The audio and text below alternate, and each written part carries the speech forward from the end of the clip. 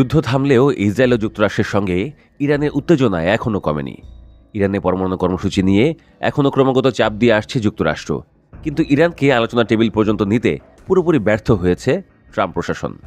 গত জুনের যুদ্ধে ইরানের পরমাণু স্থাপনায় হামলা চালিয়েও ইরানিদের পরমাণু অস্ত্র তৈরির বাসনা চিরতরে ধ্বংস করা যায়নি। তাই এবার আলোচনার টেবিলে বসে ইরানকে পরমাণু নিরস্ত্রীকরণ চুক্তিতে রাজি করাতে চাইছে যুক্তরাষ্ট্র। তবে ইরান বারবার বলে আসছে তাদের পরমাণু কর্মসূচি কেবল জাতীয় স্বার্থে শান্তিপূর্ণ উদ্দেশ্যে পরিচালিত, কোনোভাবেই পরমাণু নিরস্ত্রীকরণ চুক্তিতে না যাওয়ার কথা জানিয়ে আসছে দেশটি। ইরান সরকারের মুখপাত্র ফাতেমেহ মোহাজিরানি বলেন, ইরান বিভিন্ন মধ্যস্থতাকারীর কাছ থেকে এই বিষয়ে বার্তা পেয়েছে, তবে পরমাণু ইস্যুতে পশ্চিমাদের সাথে আলোচনার কোনো মানেই হয় না, কারণ তারা একতরফা এবং জবরদস্তি করে ইরানের উপর সিদ্ধান্ত চাপিয়ে দিতে চাইছে। আল মায়াদিনকে দেওয়া এক সাক্ষাৎকারে মোহাজিরানি পশ্চিমাদের সাথে আলোচনা, সাম্প্রতিক সামরিক হুমকি এবং আঞ্চলিক বিভিন্ন বিষয়ে তেহরানের অবস্থান তুলে ধরেন। তিনি পশ্চিমাদের একতরফা কূটনীতিক প্রত্যাখ্যান করেন। এছাড়া ইরানের আত্মরক্ষার অধিকার এবং প্রতিবেশী ও মিত্ররাষ্ট্রগুলির সাথে কৌশলগত সম্পর্ক জোরদারের ওপর জোর দেন। গত জুনের যুদ্ধের পর পরমাণু নিরস্ত্রীকরণ চুক্তি নিয়ে যুক্তরাষ্ট্রের সঙ্গেও ইরানের একতরফা আলোচনা হয়েছে। সেই আলোচনাকে সফল বলে দাবি করেছিলেন মার্কিন প্রেসিডেন্ট ডোনাল্ড ট্রাম্প। কিন্তু পরমাণু নিরস্ত্রীকরণ নিয়ে যুক্তরাষ্ট্রের একতরফা দাবির মুখে আলোচনায় বসতে রাজি নয় ইরান।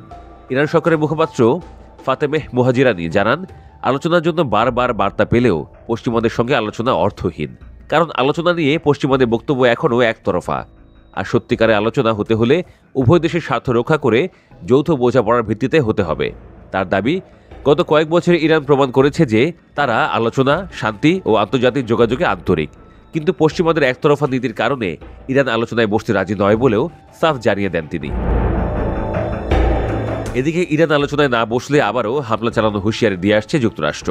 তবে যুক্তরাষ্ট্র এই ধরনের ভুল করলে গত যুদ্ধের চেয়েও কঠোর জবাব দেওয়া হবে বলে সতর্ক করেন মোহাজিরানি।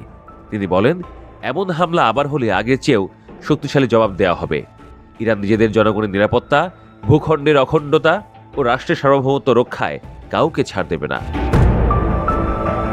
ইরানের ক্ষেপণাস্ত্র কর্মসূচি নিয়ে তিনি বলেন, এর আগের বার ইরান যখন আলোচনায় ছিল তখন হঠাৎ যুক্তরাষ্ট্রের সমর্থনে ইসরায়েল ইরানে হামলা চালিয়ে বসে। তাই ভবিষ্যতে হামলা ঠেকাতে ইরানের নিজেদের ক্ষেপণাস্ত্র সক্ষমতা বাড়ানো খুবই স্বাভাবিক একটি বিষয়।